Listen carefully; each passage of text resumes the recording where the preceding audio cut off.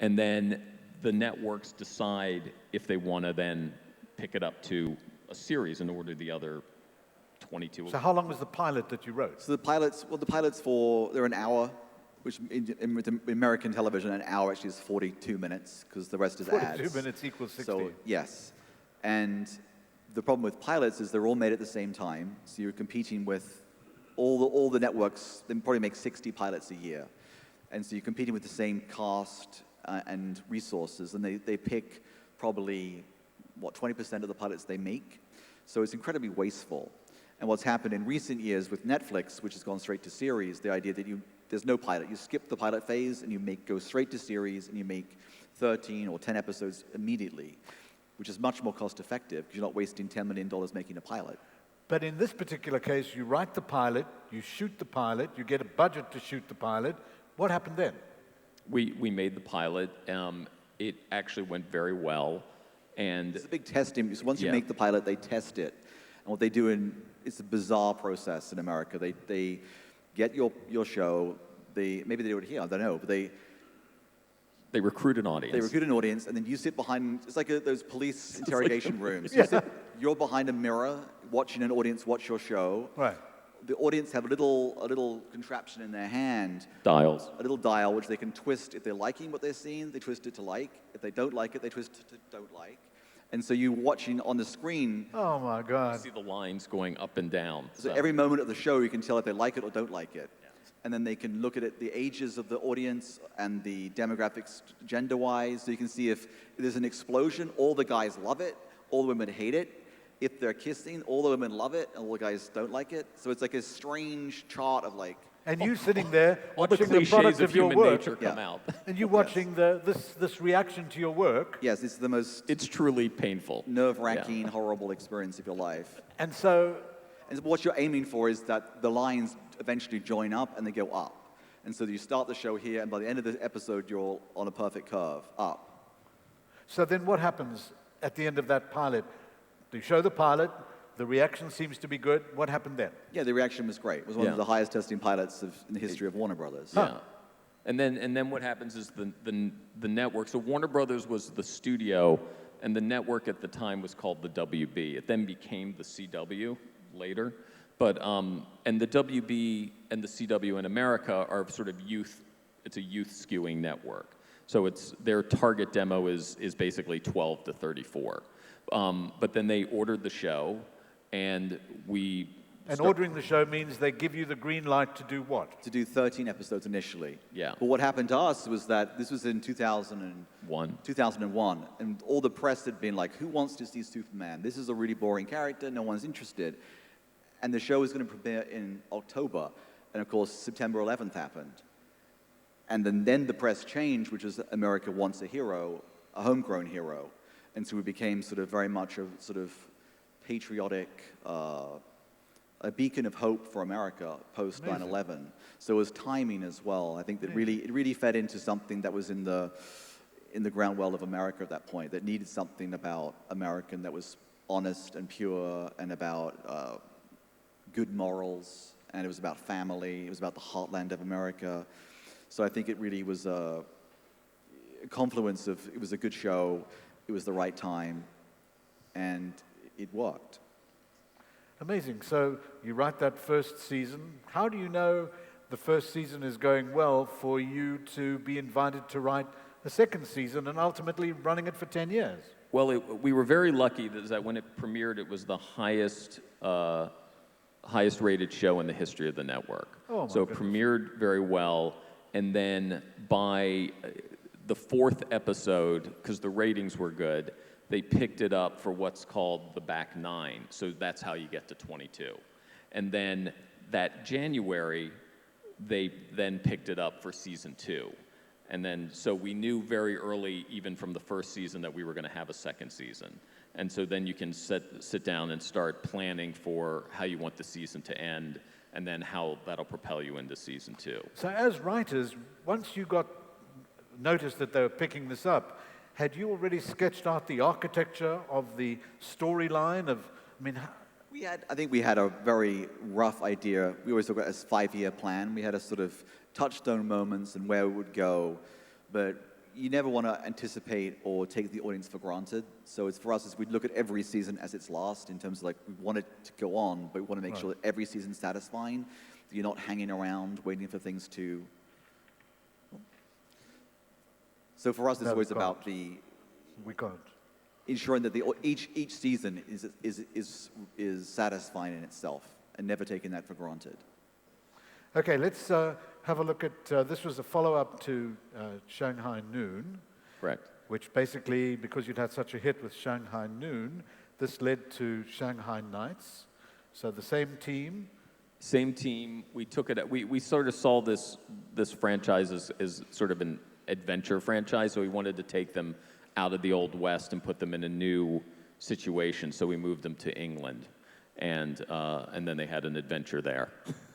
Moving to England. And it was one of those. These movies have been fun for us to write, and they always have been greenlit on the first draft, which is very rare. So they've been Usually it's not like that. Usually you've got to do multiple drafts, and it takes years to get made. Both these Shanghai Noon and Shanghai Nights were very quick. Let's look at this next slide here. Here is one of the great big blockbusters. How did you get invited to write Spider-Man 2? Well, Spider-Man 2 came out of Smallville. So having done Lethal Weapon 4 and the Shanghai movie, we were sort of known as buddy guys. And then Smallville changed everything for us, and we became superhero guys. Yeah. And that was really, this was right around the time. This was kind of the advent of Marvel, in the summer of Marvel Comics. Marvel movies, is that they, the summer of 2000, the first X-Men movie came out that Bryan Singer directed, with Hugh Jackman, and was a big hit. And then we came out in the fall of 2001, and then the first Spider-Man movie came out in May of 2002. But sort of early in the run of Smallville, we got a call from the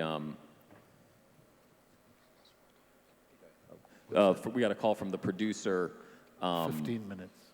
and the director Sam Raimi that they wanted to meet us, and we went there, and they were actually filming sort of some pickup scenes for the first movie. The first movie hadn't come out yet; it wasn't even completed, and so we went to the set and we met Tobey Maguire and we met Sam Raimi.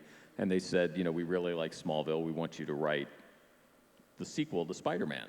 Wow, was that's a big deal. It was a big deal. That was a good day. So we immediately said yes, and sort of set off to write the sequel while they were still finishing the first movie. And while we were still in the middle of season 1 of Smallville, so it was a lot to take on. So we're doing this huge franchise here, and then writing Smallville and running this TV show. So it was a lot to do. But you can't turn down that kind of opportunity. So it's always like, we rarely say no, which is one of our problems. No, but still, as writers, it's also a challenge for you. Yeah. I mean, how do you're writing Smallville, you then get tasked to write Spider-Man 2. I mean, these are big call on your creative output.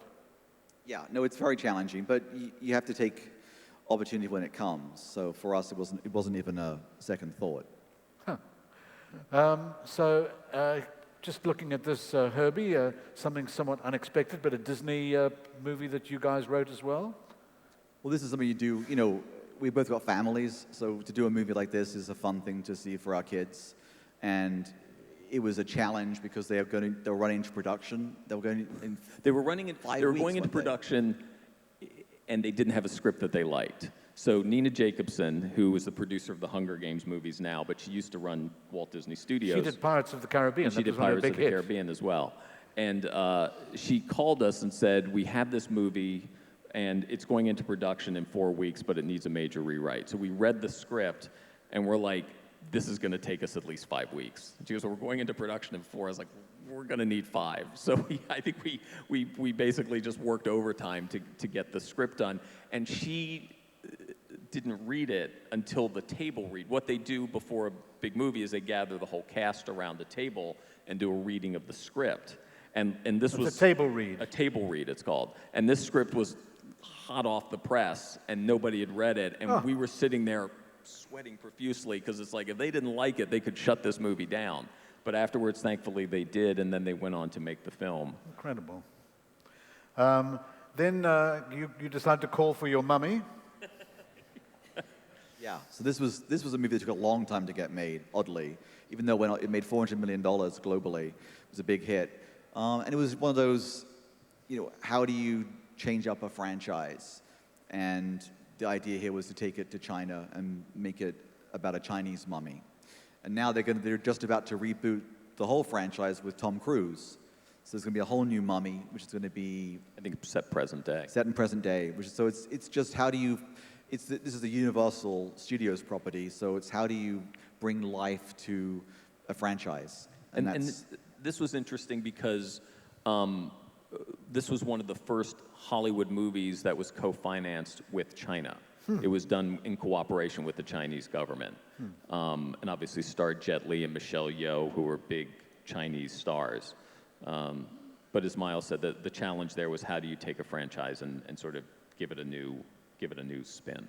So let's see some product of how this actually translates into film. Anand, we've got a clip, a sizzle reel, sizzling with the stuff that you've written and done and how it translates. So let's go to the video and let's play so that you can see from what you've heard from Miles and from Al how it turns out into celluloid and captures people's emotions. Let's hit the button.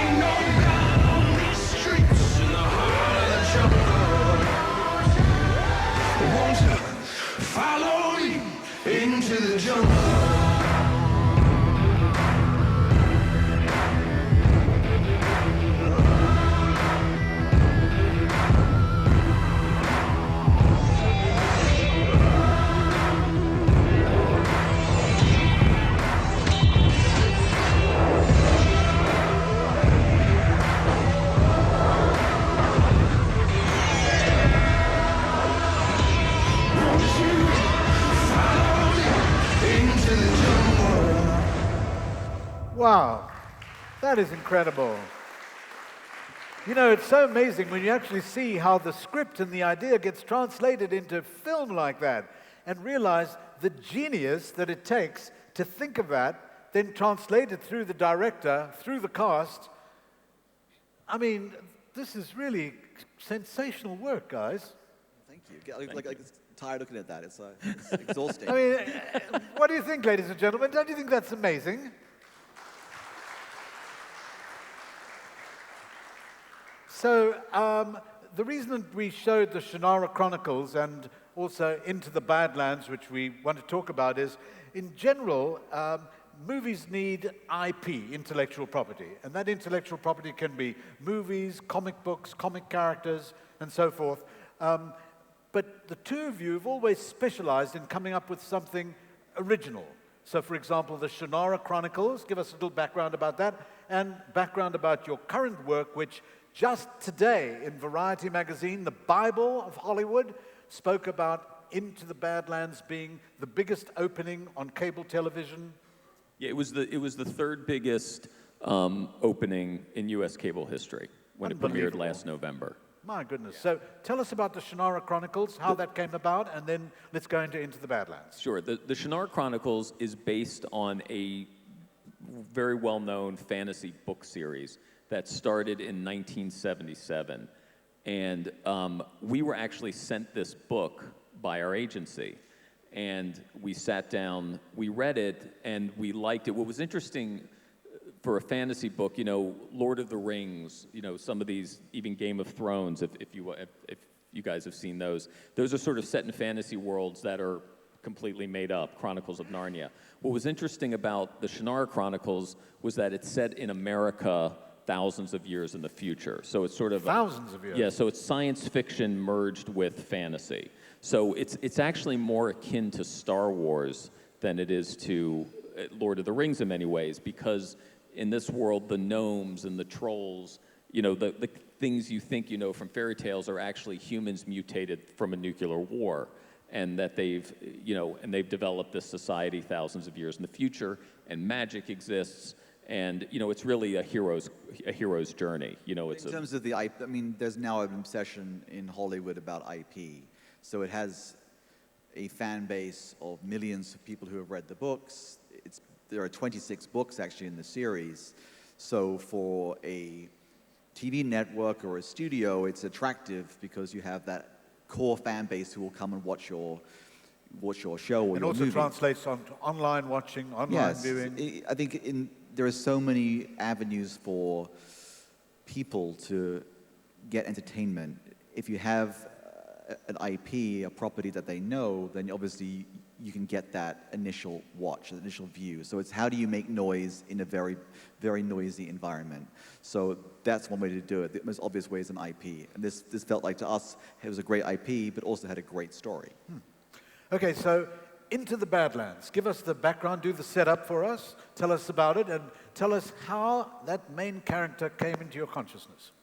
Well, as you can see from the sizzle reel, we obviously, even though we couldn't do a karate chop to save our lives, we somehow have become very attuned with martial arts movies and martial arts Asian movie stars.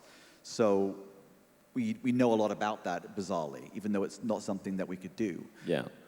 And there's no martial arts. It's always for us looking for things that aren't on the air. What's not on network television? What's not happening? People seem to follow trends.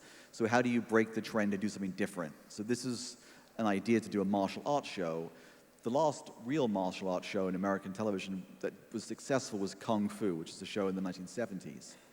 So it felt like there's a real appetite for something like this. And it has a global market as well, because Asian cinema and these martial arts movies travel. Yeah, and I think that's, you know, what's interesting is this was an original idea, but an original idea by yourselves. By us. How did you even think of that idea? Well, we had wanted to do, as Miles said, we wanted to do a martial arts show, and the AMC, which is the American network, it's the network in the U.S. that Mad Men's on, that Breaking Bad, The Walking Dead. So it's a big, classy cable network. They were looking for a martial arts show as well, because for them it's about finding sort of that underserved audience and giving them something. So even though it was original, they knew that there could be a core fan base of people that loved martial arts cinema.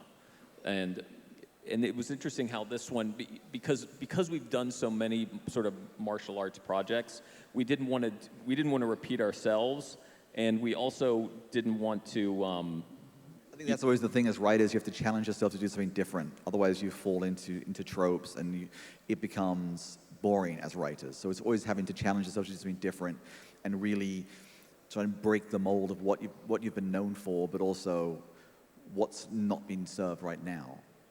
And you've written this. You didn't have to write a pilot. No, well, how it happened is, so we came up with this idea, and we wanted martial arts to be really integral to the show. So we didn't want to set it in the past and be constricted by the rules of history. And we didn't want to set it present day where, you have to kick the guns out of people's hands, because as you know, America's gun obsessed. And so you have to kick the guns out of people's hands, and then sort of everybody weirdly knows martial arts. So we set it in the future, and we also employed something which most American television shows with action don't do, which was we employed a full-time Hong Kong fight unit. So that a Hong Kong fight unit. Well, what we learned from Jackie Chan is why the action in those movies are so amazing is because while they're shooting the movie, simultaneously there is a full unit that's shooting all of the fights. And if you look at them, amazing. They're choreographed like dance numbers. There's a lot of wire work, and there's a lot of real artistry to those fights, and they're actually fighters fighting. It's not sort of CG avatars doing the work. So to do this on an American television production schedule was, required, a network that was willing to make that investment, because it's not cheap to do. So you're writing for Smallville at the same time? You're writing? No. This was Into the Badlands. We wrote about 2 years ago. Uh-huh. Into the Badlands and Shannara, strangely, were happening at the same time. Right. So we had, we were dealing with so elves and kung fu. Shannara started in American. It was premiered this January, and Into the Badlands started in November. Right. But it's a big hit? Into the Badlands? Yes. Yes. Yeah, and they picked it up for a second season, and Variety just announced today that they've sold it into 260 markets worldwide. Incredible. Ladies and gentlemen, this is really something. Smallville, Into the Badlands, The Mummy, Spider-Man 2. What a track record you've got from when you first met at film school. So this is really an interesting idea for those of you that are starting your careers here in India, those of you that are into your careers in India. It's all about the creative impulse. You can be an outlier, but you have to creatively know what you're doing. You've got to know the creative juice and know how to drink it and know how to serve it. And you two have really done that. So thank you, Miles. Thank you. Thank you, Al. Ladies and gentlemen, please give them a very big round of applause. Thank you. Thank you. It looks easy if you know how. So a final word from each of you about India, about your views, and would you like to work in India and work as maybe a co-production or something with Indian production companies? A quick word on that. Yeah, absolutely. I think, again, it's, this is a part of the world that, quite frankly, most Americans have only seen through Gandhi and Slumdog Millionaire. And I think it's, it's an incredible, you guys have an incredible film and television industry. You're 1/6 of the world's population. It would be fantastic to figure out how to do, like we've done with Into the Badlands, where we've done it, we've used Asian artists and craftsmen to come. It would be great to do. I think for us, this is my 6th trip to India. I love India, and it'd be amazing to find a way to work that co-production or find a way to shoot an American TV show in India and use the infrastructure and the talent here. It feels like it should happen, it's going to happen, and we'd love to be part of that. So it's always a privilege to be here, and I love it so much. So here's a challenge to the head of ZTV, the head of Colors, the head of Sony, the head of all of the TV Shannara's networks. on ZTV. Miles and Al are keen to extend their creativity into India. So ladies and gentlemen, please give them a very warm round of applause. These men have it in the heart for India. Thank you, Al, and thank you, Miles. Thank you, ladies and gentlemen. Let's just take a shot. Yes. Thank you. Into the good lands, not the bad lands.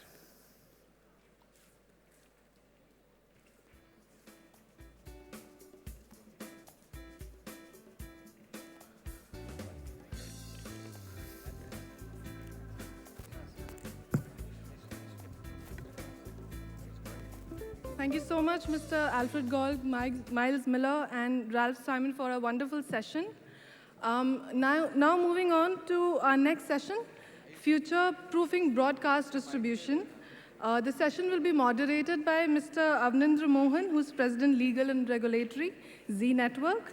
The panelists are Mr. M.K. Anand, who is MD and CEO Times Network, Mr. Bibhu Prasad Rath, who is CEO Autel Communications Limited, Mr. Anthony De Silva, MD and CEO Indus Ind Media and Communications Limited, Mr. Anuj Gandhi, who is Group CEO Indiacast Media Distribution Private Limited, and Mr. Srinath Karnakota, who's country head for Microsoft Azure and server business at Microsoft Corporation India.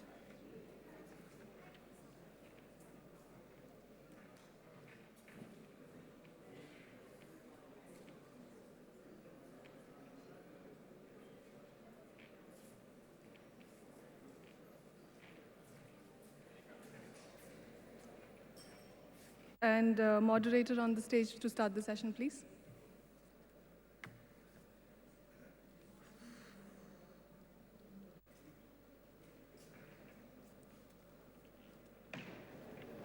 Should you not be in the middle?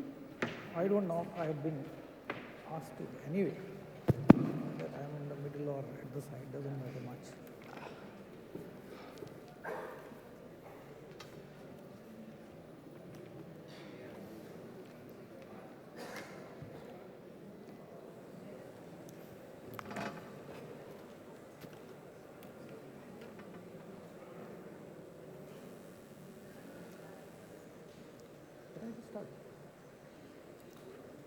Yes, good morning, ladies and gentlemen.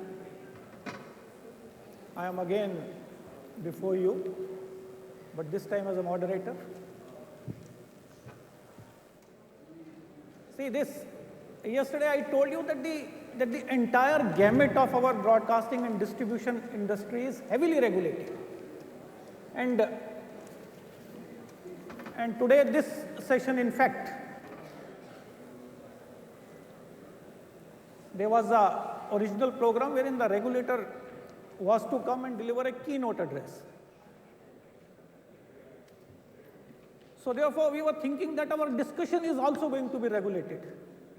But actually, for one reason or the other, the regulator has not turned up. So therefore, at least in this part, we are going to have a discussion which is going to be regulator-free. And we have got an esteemed panel before us, and we hope that we will have a very useful 1 hour interactive session. Now, just let me, for my co-panelist and fellow panelist, I will just outline certain things, certain overview of certain matters or certain issues which are there in broadcasting and distribution sector, and then each of the panelists for 3-4 minutes can give their views.